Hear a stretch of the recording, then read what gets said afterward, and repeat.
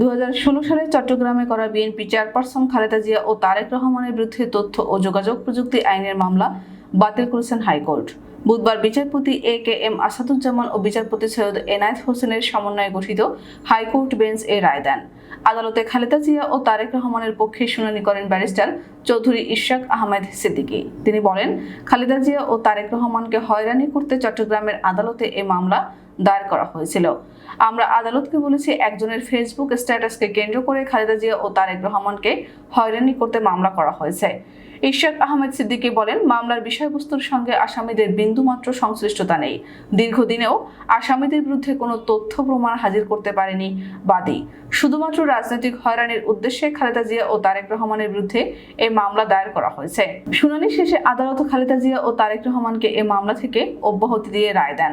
2016 সালের 3 অক্টোবর চৌধুরী ইরাদ আহমেদ সিদ্দিকীর কথিত ফেসবুক স্ট্যাটাসকে কেন্দ্র করে তৎকালীন প্রধানমন্ত্রী শেখ হাসিনাকে হত্যার হুমকি দেওয়া এবং জাতির জনককে অবমাননার অভিযোগে খালেদা জিয়া ও তার ছেলে তারেক রহমানের বিরুদ্ধে চট্টগ্রামের আদালতে তথ্য প্রযুক্তি আইনে মামলাটি দায়ের করা হয়। তথ্য ও যোগাযোগ প্রযুক্তি আইন 2006 এর 57 ধারায় এই অভিযোগটি করা হয়। চট্টগ্রামের অতিরিক্ত মুখ্য বিচারিক হাকিম শহীদুল্লাহ কায়সারের আদালতে চট্টগ্রাম দক্ষিণ জেলা আওয়ামী লীগের তথ্য ও গবেষণা বিষয়ক সম্পাদক আব্দুল কাদের সুজন এ অভিযোগ দায়ের করেন।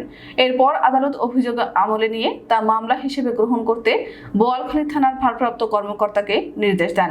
বিএনপির বহিষ্কৃত নেতা চৌধুরী তানভীর আহমেদ সিদ্দিকীর ছেলে ইরাদের নামে খোলা একটি ফেসবুক পাতা থেকে 2016 সালে শেখ হাসিনাকে হত্যার হুমকি দেওয়া হয়। তার আগে বঙ্গবন্ধুকে নিয়ে ব্যঙ্গাত্মক ছবিও আসে ওই ফেসবুকে। এরপর বিভিন্ন স্থানে ইরাদের বিরুদ্ধে কয়েকটি মামলা হয়। এরপর তথ্য ও যোগাযোগ প্রযুক্তি আইন 2006 এর 57 ধারায় বিএনপি চেয়ারপারসন খালেদা জিয়া ও তারেক রহমানকে আসামি করে চট্টগ্রামের আদালতে মামলা দায়ের করা হয়। পরবর্তীতে মামলা বাতিল চেয়ে হাইকোর্টে আবেদন করা হয়।